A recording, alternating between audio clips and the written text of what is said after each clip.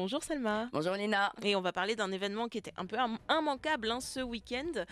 C'est la 97e cérémonie des Oscars. Elle marquait la fin de ce qu'on appelle la saison des prix et la fin du suspense, surtout pour les amateurs de cinéma. Alors qui de Emilia Pérez, Le Brutaliste ou encore Anora a remporté la statuette du meilleur film tant convoité. On y est Enfin, presque.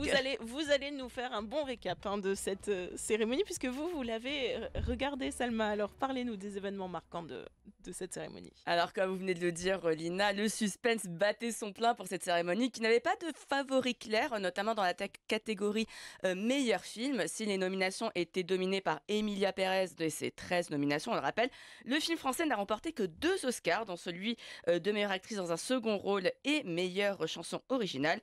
Le grand gagnant avec 5 prix sur 6 nominations est le film indépendant Anora de Sean Baker.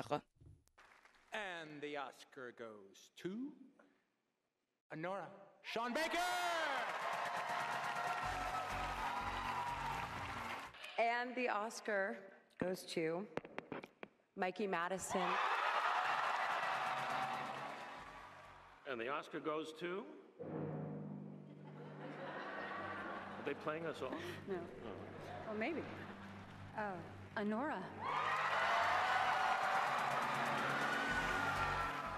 Anora, qui on rappelle a d'ailleurs remporté la Palme d'Or en 2025 au dernier Festival de Cannes, est ainsi partie avec la statuette du meilleur réalisateur, meilleur montage, scénario pour Sean Baker, meilleure actrice pour Mikey Madison, qui a seulement 25 ans, fait partie des actrices les plus jeunes à avoir remporté cette statuette, et bien sûr, meilleur film. Sean Baker, d'ailleurs, le réalisateur qui a remporté au cours de la cérémonie 4 prix à titre personnel, un record qui était détenu par Walt Disney depuis 1954, ce qui est assez ironique au vu du fait qu'Anora ne pouvait pas être plus différente d'un film Disney. Ouais, ça c'est sûr. Alors, à part Anora, qui repart grand gagnant? Quelles sont les autres particularités de cette cérémonie? Alors, il y a pas mal de premières cette année. Ainsi, le Brésil a remporté pour la première fois l'Oscar du meilleur film étranger pour I'm Still Here, battant notamment Emilia Pérez.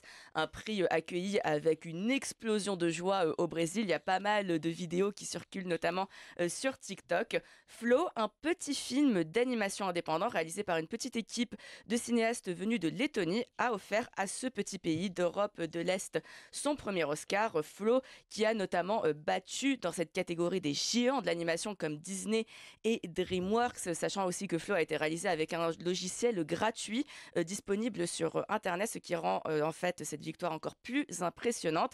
Et autre particularité assez insolite, Adrien Brody, qui a remporté son second Oscar du meilleur acteur pour Le Brutaliste cette fois, a à cette occasion donné le plus long discours de l'histoire des Oscars, soit 5 minutes 36, très largement au-dessus des 40 secondes normalement autorisées. Et puis nous on le sait, à la radio, 5 minutes 36, c'est très long.